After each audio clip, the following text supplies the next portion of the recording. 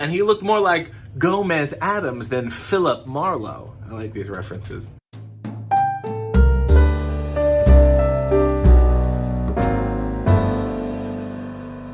Good evening. I am RJ City, and this is RJ Reads Wrestling Books. In life, so as in death, especially if you have a doctorate. I am, of course, talking about Don't Call Me Fake, the real story of Dr. D. David Schultz, written by Dr. D. David Schultz with John Cosper, forward by Bret Hart, who also at one point apparently used to be a wrestler. That's Dr. D there with a suit and handcuffs, getting up to some wild business, and that's him in a bathing suit with a brooch. And on the back, oh dear Lord. Okay, well, this is a damn fine book. I was lucky enough to get myself a signed copy, not by John Cosper, although he should have signed it because he wrote it too, but by Dr. D, who I'm a big fan of and who also terrifies me. So when I had the chance to meet him at StarCast, I didn't. I just stared at him awkwardly, and it was not a good showing for me. Nevertheless, the passage I'm reading you tonight chronicles Dr. D's journey after wrestling with a fairly aggressive talk show host. Not that one, another one. So we begin. In 1988, less than 2 years into my new profession, I made an appearance on the Morton Downey Jr. show.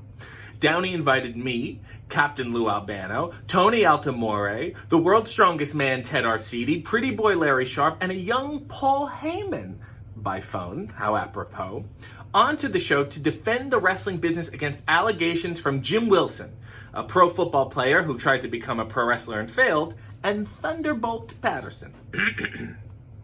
Downey was the exact opposite of John Stossel in many ways.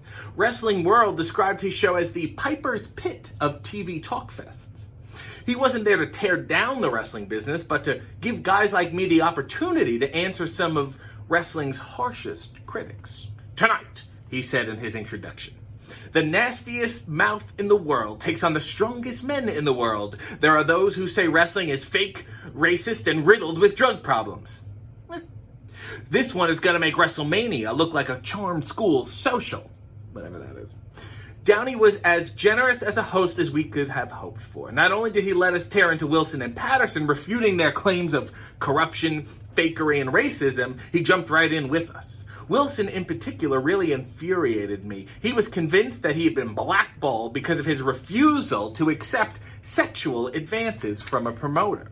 Heyman refuted his claim by asserting that Wilson was blackballed for being a lousy draw. He was such a loser, he never drew a dime in his life, and nobody wanted to pay to see him. Fair enough. Wilson kept going on and on about putting his body on the line in over 2,000 matches. I finally got so sick of his ego, I tossed a cup of water in his face. Being on the Morton Downey Jr. show was a lot like doing a live wrestling show. You had clear-cut heels and baby faces, a rabid fan base hanging on our every word, and a big mouth in the middle stirring the pot. The only thing missing was the violence, something Jerry Springer would introduce with his show years later.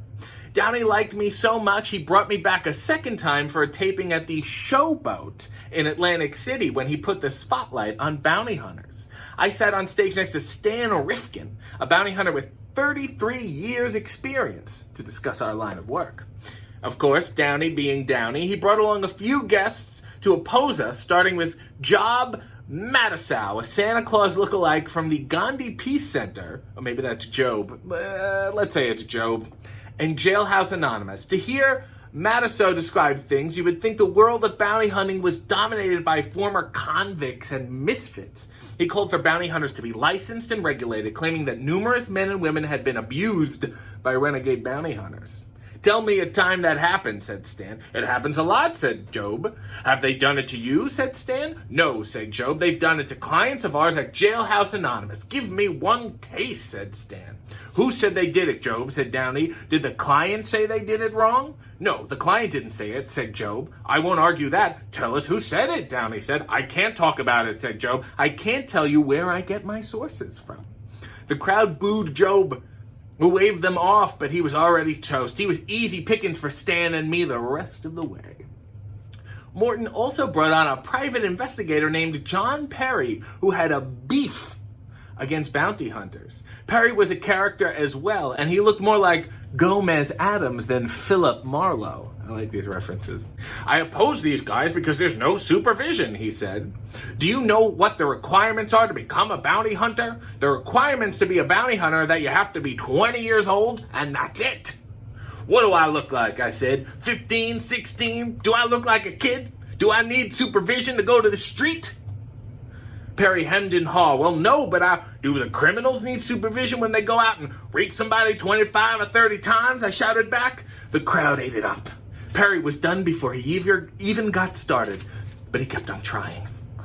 Don't tell me none of you people never been on bail, he said. What do you want, me coming after you, huh? He pointed at Stan and me. You want some psycho like this? The crowd shouted back in unison, yeah.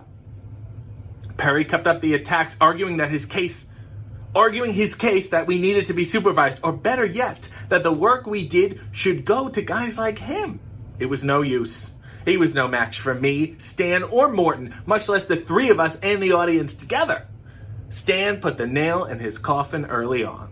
How long have you been licensed, said Stan. 11 years, fired Perry. Do you know what you are, said Stan. You're a licensed peeping Tom. The crowd roared while Perry turned beet red, which is actually a little more of a purple, to be honest with you.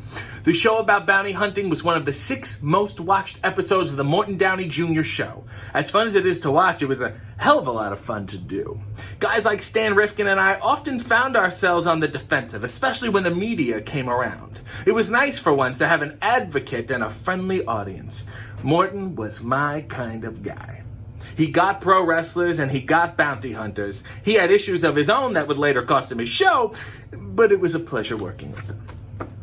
But don't take my word for it. Guests of the RJ City Show, subscribe to his channel, follow him on social media, and buy his t-shirts at prowrestlingtees.com/RJ City.